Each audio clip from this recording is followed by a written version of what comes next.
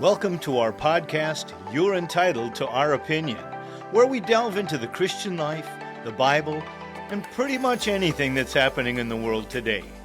But more than just our opinion, we want to share truth that just might change your life.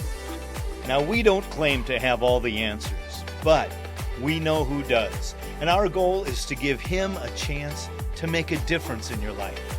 I'm Jay Scribner. And I'm Tom Johnson. And you are entitled to our opinion. Oh, you got my flowers I sent to you. Oh, I was hoping they would arrive before did. we did our podcast. Actually, this is my wife's favorite bouquet. Number one, they're not real. Oh, there you go. So they last forever. But if you'll notice, you got off the hook on that one, didn't I you? did. But there's only 2 roses here. The rest are daisies. And she loves daisies more than roses. In fact, her bouquet when we got married was all daisies. And so when they grow on the side of the road, that's what life is for you guys, isn't it? It's just a bunch of daisies. They grow wild in the ditch rows around our house. Yeah, well, she married a wild guy too, let me tell you. Apparently. So I get to go out every year out in the ditch, and I bring bouquets of daisies when they're in bloom, and she sets them on the kitchen counter. You're a cheap guy, I'll just tell you. So cheap, but smart. But smart. Mama didn't raise any dummy here. Anyhow, and it's so fun because she loves them. She absolutely loves them. And so that's what matters. And that is the key. So we're going to talk about Valentine's Day. And the byline is it for the birds? We'll talk about that along the way. But what's your wife's favorite flower? Or maybe a Valentine gift? You're such a romantic guy over there. Yes, I keep trying to tell her that, but chocolate. She loves the chocolate. The dark chocolate, oh, not just chocolate. The dark chocolate. The dark chocolate. Oh. And she tells me, she said, "Well, I know you're not going to dip into it." I said, "You got that right."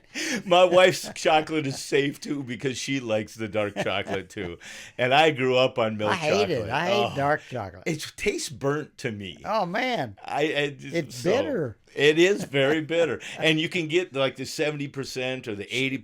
70%'s her deal. She goes 70. She goes 70%. My wife goes to the 90s sometimes. Whoa. And it's just like, I think does that make her pucker or what? I don't think so. I don't know. But I think it just tastes like they left it on the stove too long and burnt it because it's darker and it tastes burnt to me. But and my wife likes chocolate, but that's not her thing. She really loves her daisies. So that's great. But it's interesting to try to. So try is she going to get those this week for? Well, she just. I'm just putting you on the spot. The thing is that they're hard to find. They're not as popular a flower as the roses. Does that mean they're more expensive and you're too cheap? I'm trying to nail you to the wall here, Bubba. Hey, good luck. It's like trying to nail Jell-O. It's not gonna work. I probably won't. In fact, but you got to know my wife and I. We are not day celebrators. We don't celebrate birthdays necessarily on our birthday. It's just, when Mother's Day comes, and we try to take her out for Mother's Day, stuff like that. But we'll wake up and go, "Oh, yeah, it's our anniversary." You think we should go out and eat? And then we go, "Oh, well, I'm busy today, but maybe we'll do it tomorrow." We have done some crazy, crazy stuff on our anniversary. I don't mind. Oh, really? You, but not celebrating our anniversary. Moving our kid to college or moving into another house or painting a house or whatever. Yep. Anything but romantic celebration. I love it. It's fun. Yeah, we are too. And it's Valentine's week. And and it's Hallmark's favorite day. According to Hallmark, 145 million Valentine's Day cards are sent out. And it's only second to Christmas. Do the math on that one, Bubba. I'm telling you, they make it up big. And one of the least acknowledged holidays for card sending is Father's Day. Interesting. Isn't that interesting? It is interesting. Mother's Day and Valentine's Day are two of the biggest, and Father's Day one of the least. Hey, our youngest son, when he was a senior in high school, I may have told you this, he worked for a florist. Okay. And he called us up about a week before Mother's Day and said, "Hey, Mom and Dad, would you guys like to make a little change?" And I said, "Well, doing what?" Yeah. And he said, "Helping us on Mother's Day Saturday to deliver flowers." Sure. And I said, "I'd do it for nothing. That sounds fun." Yeah. And they did pay us a little bit, but it was amazing. Interesting. We drove all over town. Of course, we knew the town. Yeah. And they sent us out all day long. We worked nonstop for several hours. Yep. But the great thing about it, I mean, you knock on somebody's door and you got a bouquet of flowers. Oh, yeah. You got nothing but a big smile. Absolutely. And so what a fun weekend that was. That's cool. Yeah. Well, I'm sure that Valentine's Day is the same thing. Between roses and Valentine's Day cards, it's a pretty big thing.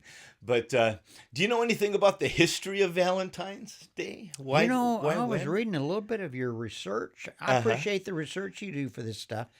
And pretty interesting stuff. It goes back to the 200s.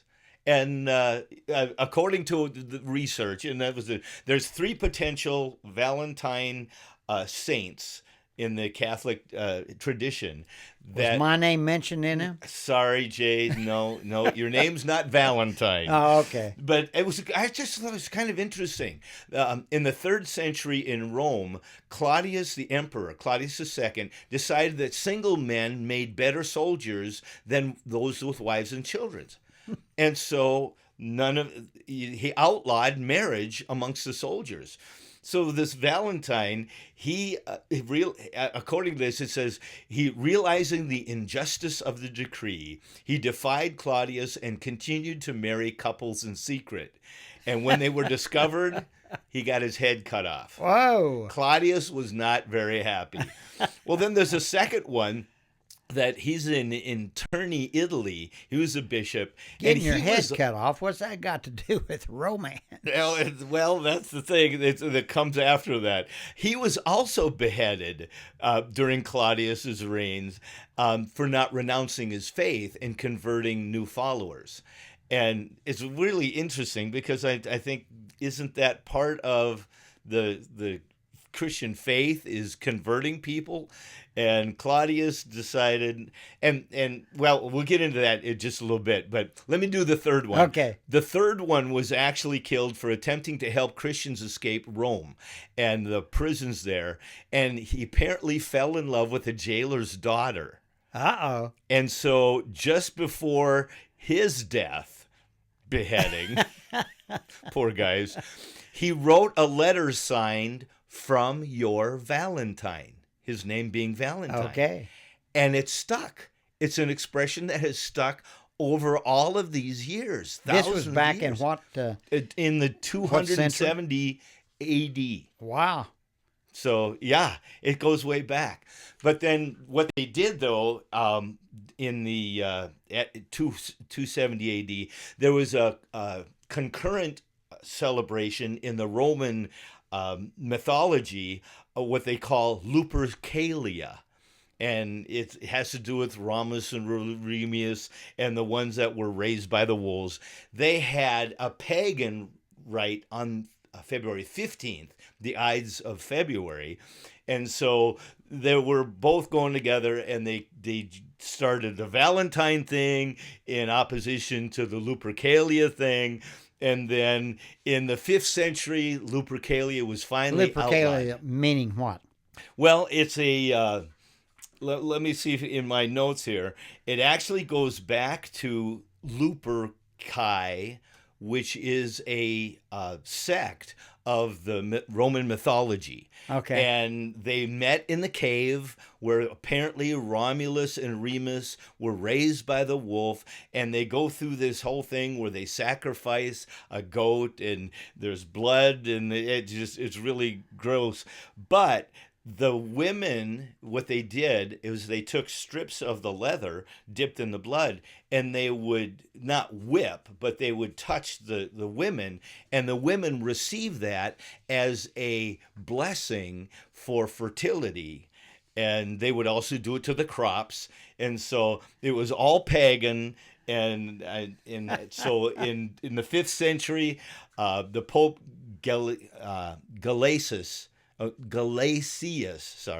and he declared February 14th Valentine's Day, and so they and that was then outlawed. Lupercalia was outlawed, and so that was in the 5th century. 800 years later, it just kind of laid there. Man, this love disease has been around for a long time. Hasn't it? It really wasn't a holiday until what happened. Chaucer, who's one of the English poets, right, wrote the very first poem. And this was is it a roses are red deal? Nope, that didn't come until much later. He sent this. He said, "For this was sent on Saint Valentine's Day, when every fowl cometh there to choose his mate."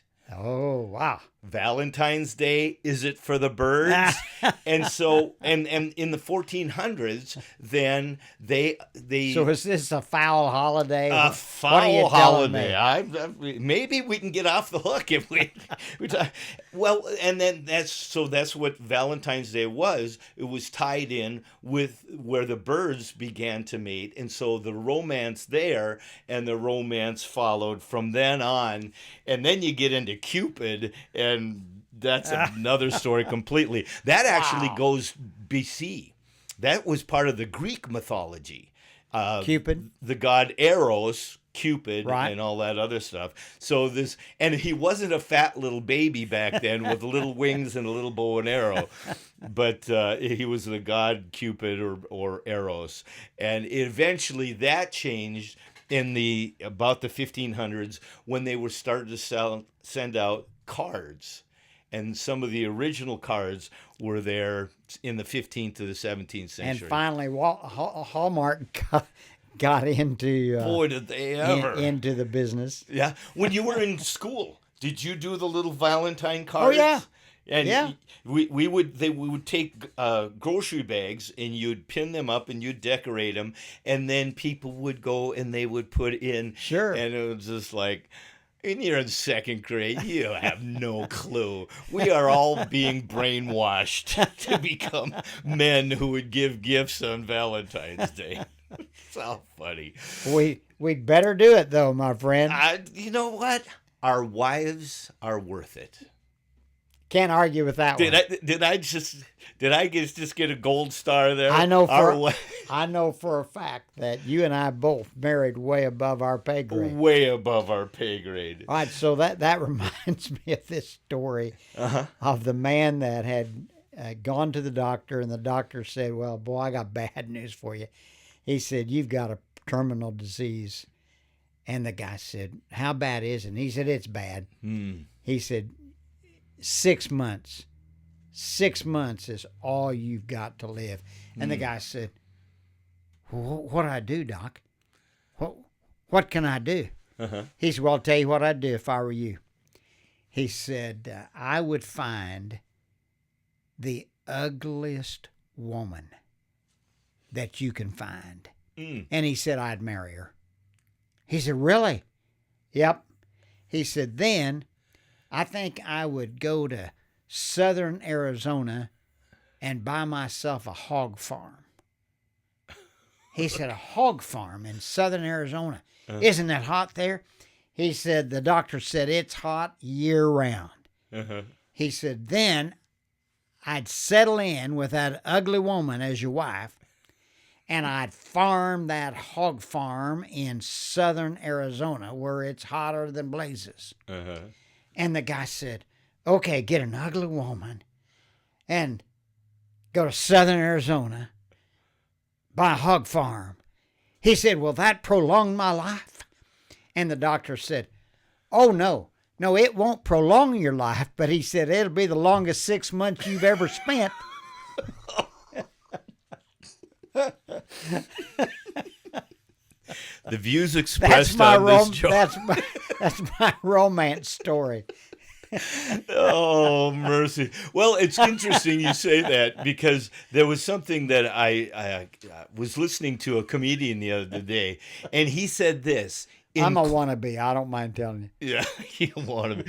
He said, in courting, don't focus on the positive aspects of your potential mate.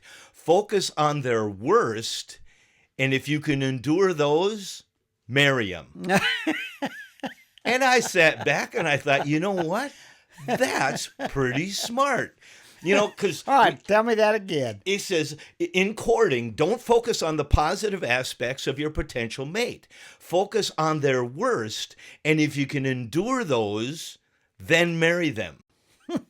Because you have the wedding ceremony, you fall in love, head over heels, you just, you're on wings of love. And so you have the ceremony, and then you have the marriage. The marriage is not the ceremony. The marriage is where all of those promises that you made at the altar have to be walked out. I start saying they better come true.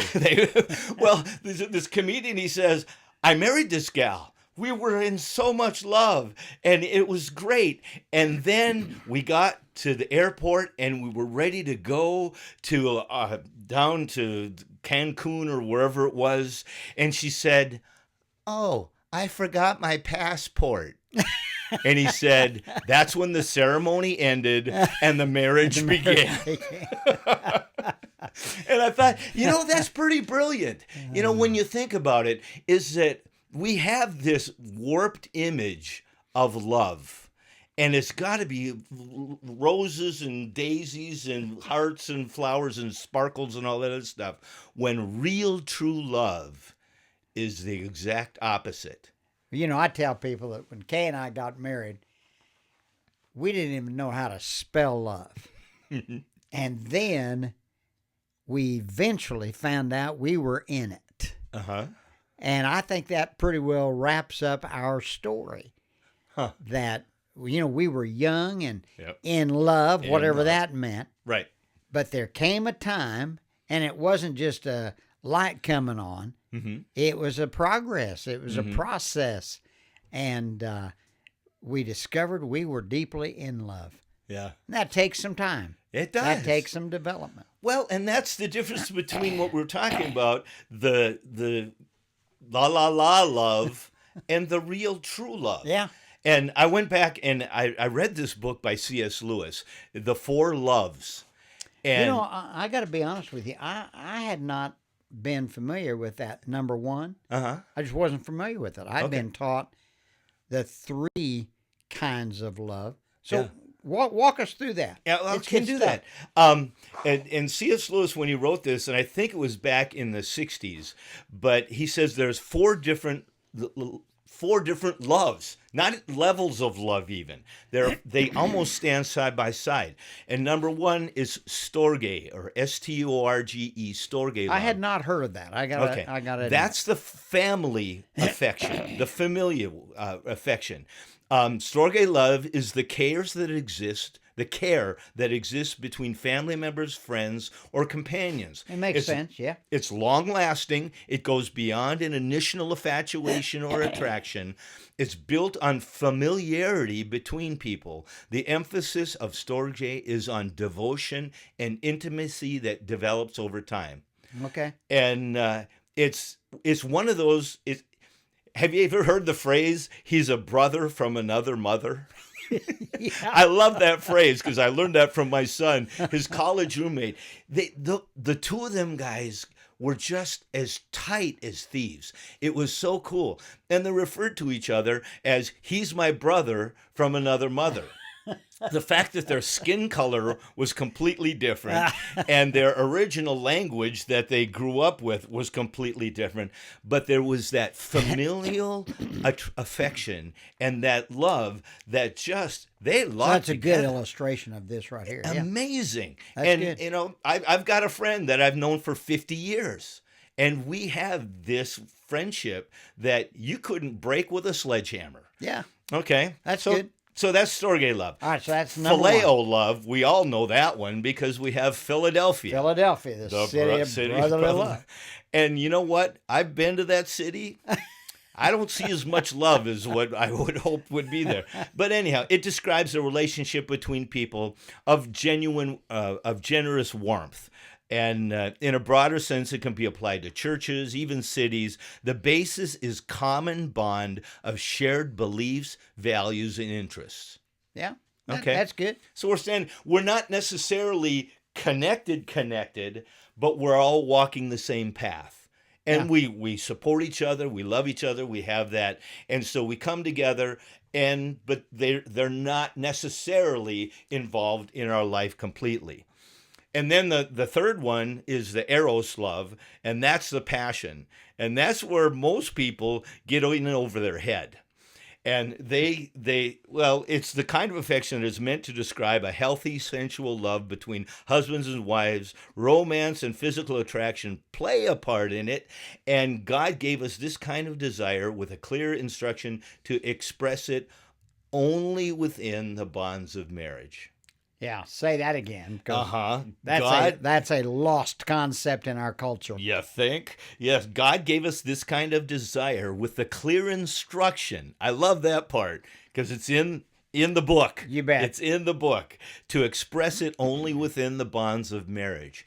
And it's when you truly are in love, even that passion changes over the years.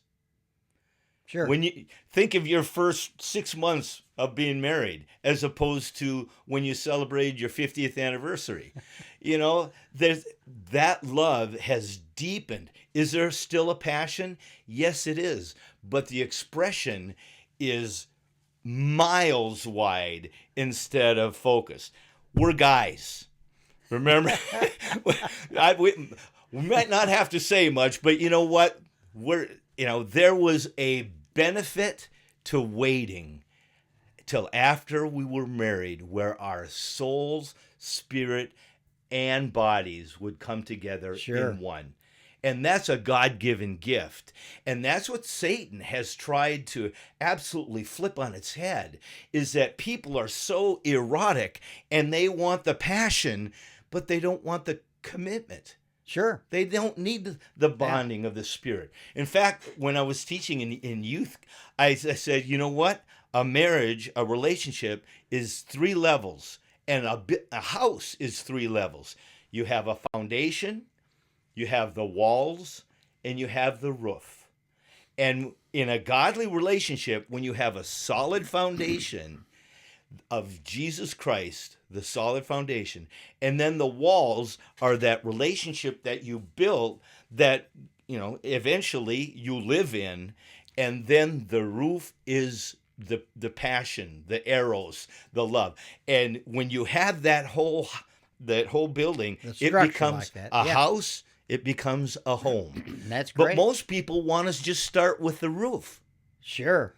And you know what? How do you get out of that relationship? You have to destroy it. Wow.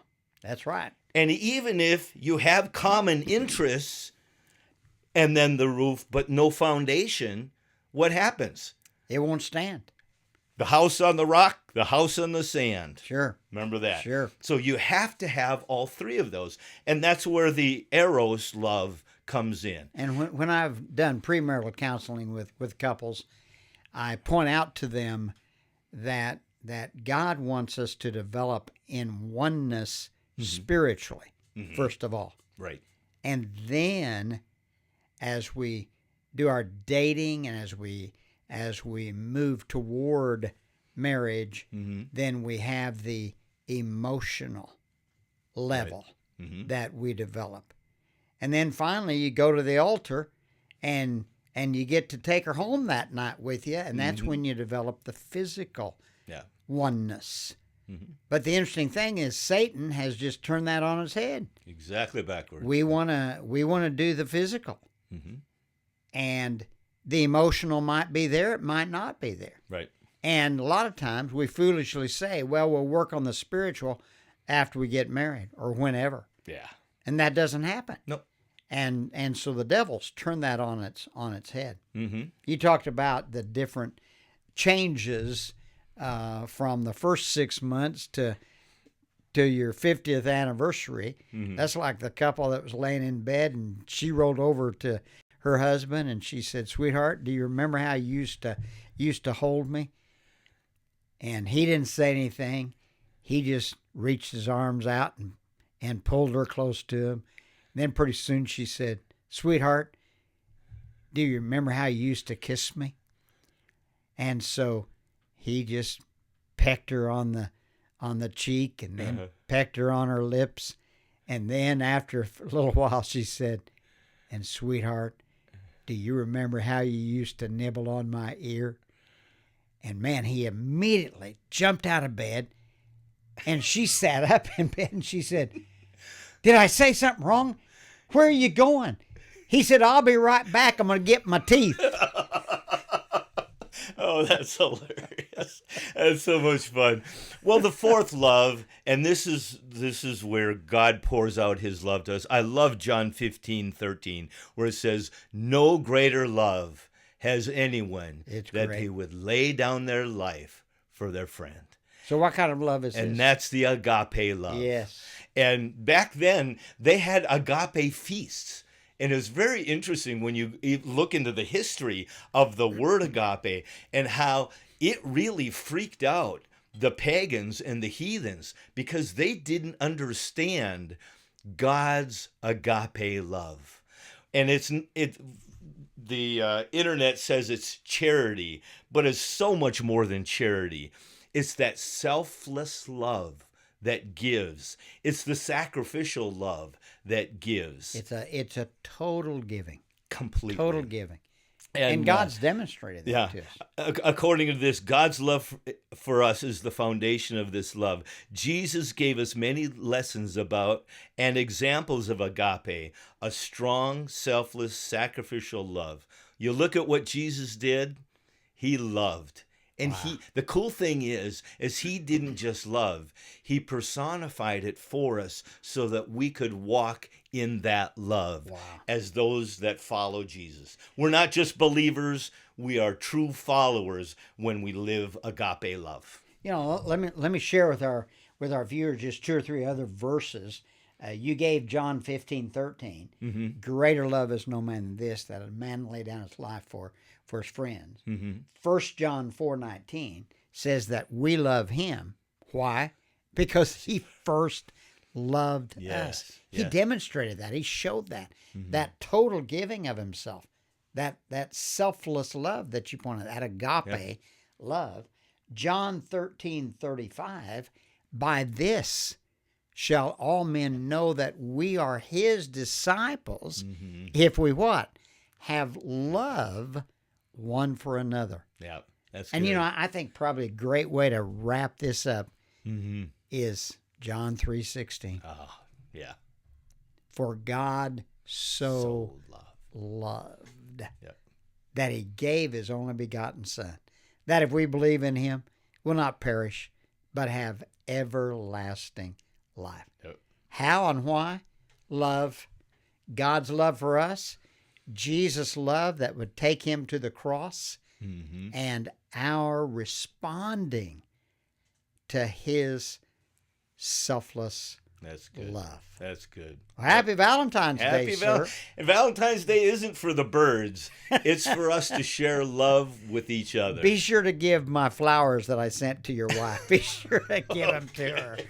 Thank you for joining us this week. Again, we appreciate it. Share and let other people be able to enjoy this. We've got some announcements about where we'll be broadcasting, even on television, on Roku and that. That'll be coming up in the next couple of weeks. So share the love.